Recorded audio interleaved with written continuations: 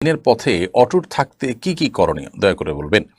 দিনের পথে অটুট থাকবার জন্য সর্বপ্রথম দরকার হলো দৃঢ় সংকল্প, যে আমি আমার দিনের ব্যাপারে যদি সিরিয়াস হই, আমি যদি সত্যিকারের দিনদার হয়ে থাকি, আমি যদি বুঝে শুনে মুমিন হয়ে থাকি, তাহলে দিন এবং ইমানের পথ থেকে বিচলিত হওয়ার বিচ্যুত হওয়ার কোনো সুযোগ আমার নেই।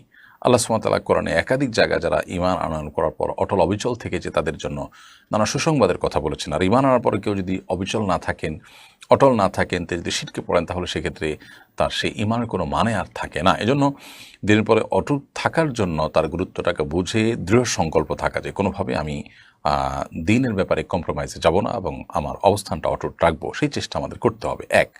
দ্বিতীয়ত যে কাজটি করতে হবে তা হলো আল্লাহ সুবহানাহু ওয়া তাআলার কাছে বেশি বেশি দোয়া করতে হবে। একটি নির্দিষ্ট দোয়ার কথা আমরা বলতে পারি কোরআনে কারিমের, সেটি আল্লাহ সুবহানাহু ওয়া তাআলা নিজে শিখিয়েছেন আমাদের, সেটা হলো রব্বানা লা তুজিগ কুলুবানা বা'দা ইয হাদাইতানা ওয়া হাব লানা মিন লাদুনকা রাহমাহ ইন্নাকা আনতাল ওয়াহ্হাব।